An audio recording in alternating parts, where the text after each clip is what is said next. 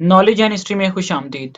नाज़रीन मोहतरम, वीडियो के बकिया हिस्से का बाकायदा आगाज़ करते हैं। लोग बड़ी तेज़ी से हरकत में आए, जिस कदर मुसल्लह जवान थे जिनकी मशकें बांधी गई थीं। इन्हें ऊँटों पर सवार किया और जो चोरी के जानवरों को लेकर वापस चले गए थे। जब वो लोग अबू फिजा की बस्ती के करीब आए तो खुरम बिन उमर रुक गया और अबू फिजा को मुखातिब करके कहने लगा, अबू फिजा, तुम अपने जानवरों के अलावा बस्ती के लोगों को लेकर अपने घर चले जाओ। जानवर अब तुम्हारे हैं। जिन लोगों को वहां से गिरफ्तार किया गया है, इन्हें अपने ऊँटों से उतार दो। मेरी बस्ती के जो मुसल्लह जवान मेरे साथ हैं, ये इन लोगों को अपने आगे अपने घोड़ों पर बिठा लेंगे। इनसे हम खुद ही बाद में निपट लेंगे।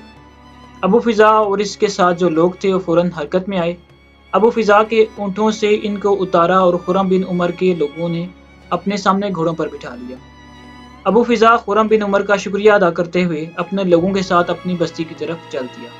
खुरम बिन उमर अपने मुसल्लह जवानों के साथ अपनी बस्ती का रुख कर रहा था। जिन लोगों को खुरम बिन उमर के कहने पर वादी तिल के इस मकान से गिरफ्तार किया गया था, इन्हें करख नाम की बस्ती में सरदार हारून नमरी की निगरानी में कैदी बनाकर रखा गया। 2 रोज बाद जिस वक्त हारून बिन नमरी अपने दीवान खाने में अपनी बस्ती के कुछ लोगों के साथ गुफ्तगू कर रहा था, बस्ती का एक चरवाहा भागा भागा दीवान खाने में दाखिल हुआ और हारून नमरी को मुखातिब करके कहने लगा, सरदार, एक बहुत बड़ा हादसा रोनमा हो गया है। कूफा से कुछ मुसल्लह जवान आए हैं। वो हिज्जाज बिन यूसुफ के सिपाही थे। वो खुरम बिन उमर को गिरफ्तार करके कूफा ले गए हैं। हारून नमरी का ये सुनना था कि वो जख्मी सांप की तरह अपनी जगह पर उठ खड़ा हुआ। वो नशिस्त इसने बर्खास्त कर दी और अपने करीब बैठे एक जवान को मुखातिब करके कहने लगा, तुम घोड़ों को तैयार करो, अपने साथ कुछ जवानों को तैयार कर लो और साथ इन कैदियों को भी ले लो।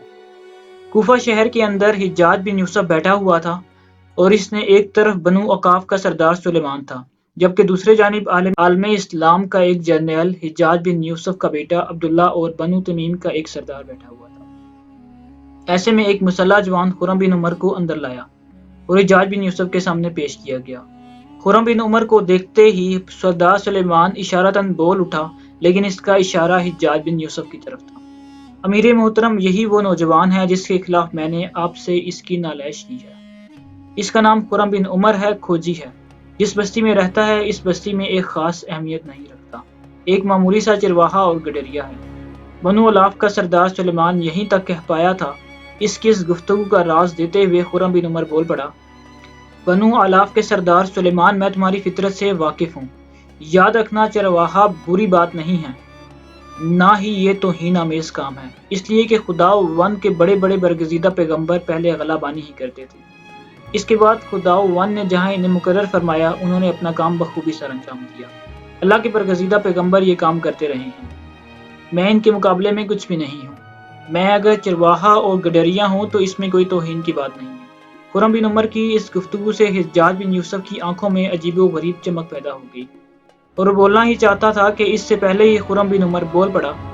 सरदार सुलेमान को फिर मुखातिब किया गया, सुन सुलेमान, जब मैं इस कमरे में दाखिल हुआ था तो तुम्हारे 2 मुसल्लह जवान भी इस कमरे के बाहर खड़े हुए थे। उन्होंने मेरे साथ धमकी अमेज गुफ्तगू की। उन्होंने मुझे ये भी तंबीह की कि अगर मैंने इस कमरे में तुम्हारे खिलाफ आवाज़ उठाई तो मैं जिंदा ना रह सकूंगा। तुम्हारी खुशनाक फितरत मुझे खौफजदा नहीं कर सकती। सुलेमान, मैं जानता हूँ तू जहर में बुझे हुए खंजर की सी खराशों और वहशी जज्बात जैसी साजिशें करने में बड़ा माहिर है, लेकिन तेरे अंदर ना जिंदगी की तड़प है, ना कौम मिल्लत के लिए सरफरोशी और सनफ की शिकनी है। याद रखना, कौम मिल्लत की खिदमत तेरे जैसे साजिशी नहीं कर सकते। मिल्लत की खिदमत वही लोग कर सकते हैं जो फातेह बदर हुनैन की तरह होते हैं। कसम खुदा वाहिद ला शरीक की, अगर अमीर हिज्जाज बिन यूसुफ का अदबो लिहाज मेरे सामने ना होता तो जो गुफ्तगू तूने मेरे साथ की है और कमरे से बाहर खड़े तेरे इन मुहावजों ने की है और जो इन्होंने मुझे धमकी दी है, तो मैं एक झटके से अपनी तलवार बेनियाम करता और इन मुहावजों को सर चाक कर देता। अगर मेरे साथ दाद रसी की गई, इंसाफ किया गया, तो मैं तेरे फख्र व तकब्बुर के अलाव को बुझा दूंगा। अगर तू वाकई ही जवां मर्द है तो साजिशी तौर तरीके छोड़कर मेरे सामने आ। वक्त बताएगा कि कैसे मैं तेरे ज़हन के स्याह तख़ील के नक्शो निगार को मिटाता हूँ। अगर तुझे कोई शक व शुबा है तो तू अपने दोनों मुहाफ़िज़ों को बुला, वो भी उठ खड़े होंगे और तेरे साथ ही तेरी इस गवाही का जवाब भी देंगे। खुरम बिन उमर यहीं तक कह पाया था कि हाथ के इशारे से हिज्जाज बिन यूसुफ ने इसे चुप रहने का कहा। इस मौका पर गुस्से में हिज्जाज बिन यूसुफ की आंखें सुर्ख हो गई थीं। اشارہ پا کر خرم بن عمر خاموش ہو گیا۔ حجاج بن یوسف نے فتبیہ بن مسلم اور اپنے بیٹے عبداللہ کو اپنے قریب بلایا اور بڑی زوردار آواز میں انہیں مخاطب کیا، میرے عزیزو، یہ نوجوان مجھے کوئی جوان مرد لگتا ہے۔ میں اس کے متعلق بہت بڑا فیصلہ کرنا چاہتا ہوں، پر اس فیصلے سے قبل میں اسے جانچنا چاہتا ہوں۔ میں سلیمان کے خلاف اس کی سازش بھی سنوں گا۔ سلیمان کے جو 2 محافظ اس کے کمرے کے باہر کھڑے ہیں، انہیں اندر لے آؤ۔ میں ان دونوں سے اس کا تبع زانی کا مقابلہ کرواؤں گا، اسے جانچوں گا، پھر اپنا فیصلہ دوں گا۔ حجاج کا بیٹا اور عبداللہ دونوں پیچھے ہٹے، پھر عبداللہ باہر نکل آیا۔ تھوڑی دیر بعد وہ سردار سلیمان کے دونوں مسلح محافظوں کو اندر لے آیا۔ دونوں کو خرم بن عمر کے قریب ہی حجاج بن یوسف کے سامنے لا کر کھڑا کر دیا۔ حجاج بن یوسف نے ان دونوں کو کڑکتی ہوئی آواز سے مخاطب کیا، یہ نوجوانوں جو تمہارے پہلو میں کھڑا ہے، تھوڑی دیر پہلے میرے کمرے میں داخل ہوا تھا۔ میرے کمرے میں داخل ہونے سے پہلے کیا تم لوگوں نے اسے کوئی دھمکی دی تھی؟ ان دونوں جوانوں نے اس موقع پر سردار سلیمان کی طرف دیکھا۔ ان کا ایسا کرنا تھا کہ حجاج بن یوسف غصے میں دھاڑ اٹھا۔ سلیمان کی طرف مت دیکھو، میری بات کا واضح جواب دو۔ اگر تم نے جھوٹ بولنے کی کوشش کی تو یاد رکھنا اس کمرے میں تم دونوں کی گردنیں گنوا دوں گا۔ حجاج بن یوسف کے ان الفاظ سے وہ دونوں سر سے پاؤں تک کانپ گئے، پسینہ آ گیا اور دونوں نے اس بات میں گردن ہلا دی تھی۔ حجاج بن یوسف کے چہرے پر مسکراہٹ نمودار ہوئی۔ پھر کمرے میں اس کی آواز گونج گئی، دونوں اپنی تلواریں بے نیام کر دو، تمہارا اس شخص سے مقابلہ ہوگا جسے تم نے کمرے سے باہر دھمکی دی تھی۔ اس کا نام محمد بن خرم بتایا گیا ہے۔ اس مقابلے کے بعد میں اس جھگڑے کا فیصلہ کروں گا۔ پھر حجاج بن یوسف نے خرم بن عمر کو مخاطب کیا، کیا تم بیک وقت سلیمان کے ان دونوں محافظوں کے ساتھ مقابلہ کرنے کے لیے تیار ہو؟ اس پر خرم بن عمر اپنا ہاتھ اپنی تلوار کے دستے پر لے آیا اور اپنی چھاتی تانے کہنے لگا، یا امیر، یہ تو صرف 2 ہیں، ان جیسے اگر 2 محافظ اور یہ سلیمان بھی آئے تو میں بیک وقت 4 سے بھی مقابلہ کرنے کے لیے تیار ہوں۔ اس بار حجاج بن یوسف نے فیصلہ کن انداز میں سلیمان کو محافظوں کو مخاطب کیا، کیا تم دونوں اس جوان کے ساتھ مقابلہ کرو گے؟ مقابلے کا میں خود مصنف ہوں، فیصلہ بھی خود ہی کروں گا۔ اس پر دونوں محافظوں نے اپنی تلواریں بے نیام کر لی۔ ایک جھٹکے کے ساتھ ہی خرم بن عمر نے اپنی تلوار بے نیام کی اور پھر جو ہی حجاج بن یوسف نے اشارہ دیا، تینوں ایک دوسرے پر حملہ آور ہو گئے۔ سلیمان کے دونوں محافظ بڑھ چڑھ کر حملہ آور ہونے لگے تھے، جبکہ خرم بن عمر شروع میں ہی اپنے دفاع تک محدود رہا، لیکن ساتھ ہی ساتھ جارحیت بھی اختیار کر رہا تھا اور وہ حق بھی پکارنے لگا۔ خرم بن عمر کی اس طبع زانی اور اس کے اس جذبے کو دیکھتے ہوئے حجاج بن یوسف کی آنکھوں سے ایک چمک نمودار، پھر وہ ہلکے سے لہجے میں اپنے آپ کو مخاطب کر کے کہہ رہا تھا، اے اجنبی جوانوں، تمہارے حملوں میں یقیناً ولولہ انگیزی اور آندھی کی شدت ہے۔ تو اپنے دشمن کی طرف ایسے بڑھتا ہے جیسے سمندری طوفان۔ تو پتھروں میں پڑا ہوا ہے ایک موتی، میں تیری قدر کروں گا۔ سلیمان کے دونوں محافظ پہلے کی نسبت کچھ ماندہ پڑ رہے تھے، پھر اچانک ان دونوں نے اپنی تلواریں ایک ساتھ خرم بن عمر پر برسائی۔ دونوں کی تلواروں کو خرم نے اپنی تلوار پر روکا اور اپنا ہاتھ ایک کی چھاتی پر دھکیلا اور تیزی سے زمین پر گر گیا۔ دوسرے کو تلوار کا ایک جھٹکا دیا اور وہ ایک ہی جھٹکے سے جا کر دیوار کی طرف جا لگا۔ طوفانی انداز میں خرم بن عمر آگے بڑھا جو دیوار سے ٹکرایا تھا، اس کے پیٹ پر گھٹنا مارا اور ساتھ ہی تلوار کا دستہ چہرے پر مارا۔ اس کے منہ سے خون بہہ نکلا۔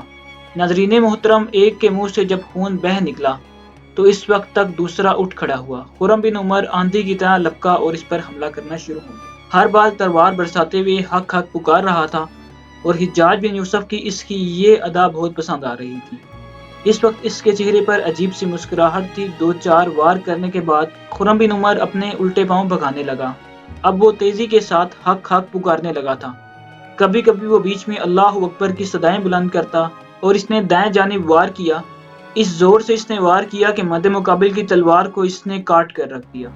اس مقابلے پر حجاج بن یوسف نے ایک بار پھر اپنے آپ کو مخاطب کیا اور کہا، نوجوان، تو یقیناً دلیر جنگجو ہے، تو ان نوجوانوں میں سے ہے جو دشمن پر اپنی ہیبت طاری کر دیتا ہے۔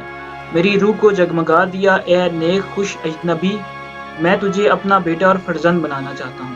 تلوار کٹ جانے کے بعد وہ جوان خوف کے مارے پیچھے ہٹ گیا اور اپنے دوسرے ساتھی کے پاس جا کر کھڑا ہو گیا، جس کے منہ سے ابھی تک خون بہہ رہا تھا۔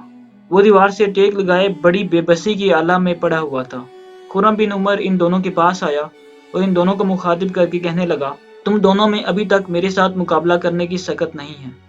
اٹھو، میں ایک بار پھر تم دونوں کو مقابلہ کرنے کی دعوت دیتا ہوں۔ اگر نہیں تو اپنی شکست تسلیم کرو۔ ان دونوں میں سے کوئی نہیں بولا اور ندامت اور شرمندگی سے دونوں نے اپنی گردنیں جھکا دی۔ اس موقع پر حجاج بن یوسف نے اپنے خیالات کا اظہار کرتے ہوئے کہنا شروع کیا: اے مہربان فرزند، تو کہکشاؤں سے بھی زیادہ بلند ہے، تیری بہادری اور بلندی عزیز ہے، لاریب تو ایک ایسا ہے بے مثال جوان ہے، ڈھونڈنے سے نہیں ملتا، تجھے مکران کا سپہ سالار مقرر کرتا ہوں۔ ان دونوں جوانوں کو شکست خور کرنے کے بعد خرم بن عمر بنو الاف کے سردار سلیمان کی طرف بڑھا اور اس کی آنکھوں میں آنکھیں ڈال کر بولنے لگا۔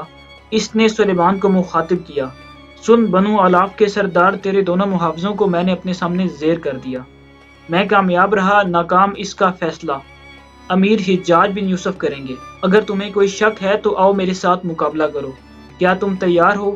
اس موقع پر سردار سلیمان کے چہرے پر عجیب سے جذبات تھے اور وہ شرمندہ تھا، مدد طلب انداز میں حجاج کی طرف دیکھ رہا تھا۔ حجاج کے لبوں پر ہلکی ہلکی مسکراہٹ اور آنکھوں میں خوبصورت شرارت تھی۔ پھر حجاج بن یوسف نے خرم بن عمر کو مخاطب کیا: سن میری ملت کے درویش صفت مجاہد، پہلے تو اپنے معاملات کہہ، پھر سردار سلیمان نے جو تیرے خلاف شکایت کی ہے اس کی وضاحت کر، اس کے بعد میں اپنا فیصلہ دوں گا۔ تیرے کچھ حالات تو سردار سلیمان بھی بتا چکا ہے کہ تو محمد بن ہارون نمری کی بستی کا رہنے والا ہے اور انتہائی عمدہ قسم کا کھوجی ہے، ریوڑ چڑھا کر اپنا گزر بسر کرتا ہے۔ خرم بن عمر اس موقع پر چند قدم آگے بڑھا اور حجاج بن یوسف کو اس نے مخاطب کیا: یا امیر، میری رداد کوئی لمبی اور طویل نہیں ہے، میں یہ بات کہتے ہوئے شرمندگی محسوس نہیں کرتا، میرا تعلق ایک انتہائی غریب اور پسے ہوئے خاندان سے ہے، میرے پاس ایک چھوٹا سا ریوڑ ہے، اسی سے گزر بسر کرتا ہوں، میرا باس آس پاس کی بستیوں کا عمدہ کھوجی تھا، اسی سے ہی میں نے یہ فن سیکھا ہے، ضرورت مندوں سے اس فن کی قیمت وصول نہیں کرتا، ہاں کوئی صاحب ثروت اپنی مرضی سے دے دے تو اس کی رضامندی پر محسر ہوتا ہوں، ورنہ میرا گزارا اپنے ریوڑ پر ہو جاتا ہے۔ جہاں تک میرا تبع زاندی اور شمشیر زانی کا تعلق ہے تو میرے باپ نے مجھے بچپن میں بصرہ کے ایک اسکول میں داخل کروایا تھا، جہاں میں نے دوسری تعلیمات کے علاوہ حربی تعلیم بھی حاصل کی ہے۔ امیر محترم، جہاں تک اس سردار کا تعلق ہے تو اس پر چوری کا الزام ہے۔ اس کے بعد خرم بن عمر نے ابو فضا کے جانور چوری ہونے اور 2 آدمیوں کے آس پاس آنے والا سارا واقعہ سنا دیا۔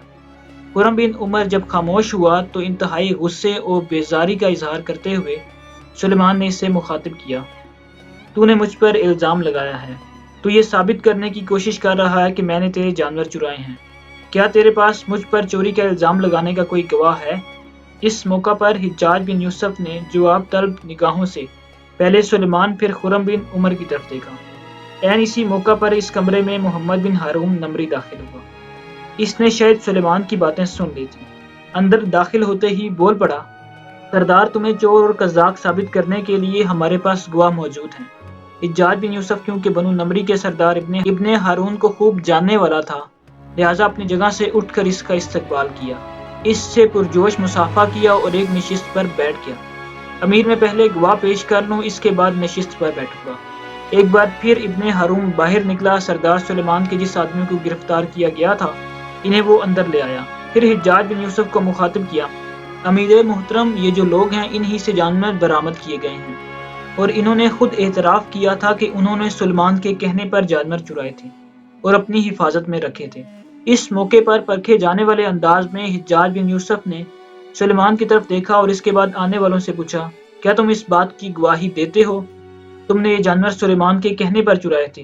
جب انہوں نے اثبات میں آ کر جواب دیا تو حجاج بن یوسف ایک بار پھر غصے سے غضبناک ہو گیا، اس کی آنکھوں میں غصہ چھلک رہا تھا اور سردار سلیمان سے مخاطب ہو کر کہنے لگا: سلیمان، جس وقت یہ خرم بن عمر مجھے تمہاری سیاہ کارروائیوں کے بارے میں بتا رہا تھا اس وقت تم صرف ایک مجرم تھے، میں نے تمہیں برداشت کیا تھا، اب جب کہ خود تمہارے آدمی بھی تمہارے خلاف گواہی دے رہے ہیں کہ یہ کالا دھندا تمہارا تھا، لہٰذا اب تم مجرم ثابت ہو چکے ہو، اب ایک مجرم کی حیثیت سے میرے سامنے کھڑے ہو تاکہ میں تمہارے لیے سزا تجویز کروں۔ حجاج بن یوسف کے ان الفاظ پر سلیمان مزید کام کیا، اپنی جگہ سے اٹھا اور خرم بن عمر کے پہلو میں کھڑا ہو گیا۔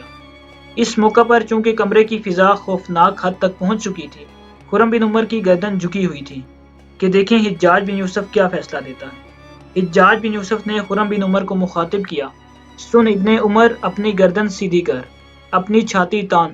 جس وقت تو نے سلیمان کے 2 نوجوانوں کے ساتھ مقابلہ کیا تھا تو مقابلے کے دوران تیرے تیور دیکھ کے میں نے تجھے اپنا فرزند بنانے کا فیصلہ کیا تھا، بلکہ تیرے لیے ایک عہدے کا بھی انتخاب کیا تھا۔ میں نے اپنے دل میں یہ بھی ارادہ کیا تھا، تیری قدردانی کروں گا۔ جس نشست سے سلیمان اٹھا ہے اس نشست پر بیٹھ۔ میری نظر میں اب تو سردار ہے اور سلیمان ایک گندے گڈریے سے بھی بدتر ہے۔ خرم بن عمر آگے بڑھا، جس نشست پر سلیمان اٹھا تھا اسی پر وہ بیٹھ گیا۔ اس پر اگلی نشست پر بنو نمری کا سردار محمد ہارون بیٹھ گیا تھا۔ اس کے بعد اس کمرے میں حجاج بن یوسف کی آواز گونج اٹھی۔ اس نے سلیمان کو مخاطب کیا تھا، سلیمان، یہ تیری دوسری غلطی ہے۔ جس وقت میں نے سعید بن اسلم کلبی کو مکران کا حاکم مقرر کیا تھا اس وقت بھی تو نے اس کے خلاف ایک سازش کی تھی، لیکن میں نے تجھے معاف کر دیا تھا۔ وہ تیری پہلی غلطی تھی، اب یہ دوسری غلطی ہے۔ تو نے ایک غریب انسان کے جانور چوری کروائے اور اپنی چوری کو تسلیم نہیں کیا۔ سلیمان، قسم مجھے اپنے رب کی جس کی ساری صفات ہی لاریب ہیں، آئندہ تجھ سے کوئی ایسا فعل سرزد ہوا تو وہ تیری تیسری غلطی ہوگی۔ جو ہی تو نے تیسری غلطی کی میں تیری گردن کاٹ ڈالوں گا۔ سلیمان نے اپنی جان کو غنیمت جانا اور وہاں سے بھاگ گیا۔ تھوڑی دیر تک خاموشی رہی، پھر حجاج بن یوسف نے خرم بن عمر کی طرف دیکھتے ہوئے کہنا شروع کیا، سن عمر کے بیٹے، جس وقت تم سلیمان کے دونوں محافظوں کا مقابلہ کر رہے تھے میں نے تمہارے متعلق خود ہی بہت سے فیصلے کیے۔ کبھی میں نے تمہیں پتھروں میں پڑا ہوا ایک موتی جانا، تمہاری قدر کرنے کا ارادہ کیا، پھر میں نے تمہیں ایک نایاب مجاہد سمجھا۔ اس کے بعد جب تمہاری کارگزاری مزید بڑھی تو میں نے تمہیں اپنا فرزند بھی کہہ کر پکارا، اور آخر میں جب تم نے دونوں محافظوں کو مکمل طور پر اپنے سامنے زیر کر لیا تو میں نے تمہیں مکران کے مسلمان لشکروں کا سپہ سالار مقرر کر دیا۔ ناظرین محترم، اسی کے ساتھ ہی آج کی اس ویڈیو کا اختتام ہوتا ہے۔ ویڈیو پسند آنے کی صورت میں اسے زیادہ سے زیادہ لائک کر ہماری حوصلہ افزائی کریں، اور جن دوستوں نے ابھی تک چینل کو سبسکرائب نہیں کیا، چینل کو سبسکرائب کر کے بیل کے بٹن کو دبا دیں تاکہ فیوچر میں آنے والی نئی ویڈیوز بر وقت مل سکیں۔ اپنا، دوستوں، رشتہ داروں اور گرد و نواح کے لوگوں کا بے حد خیال رکھیے گا۔ اللہ حافظ۔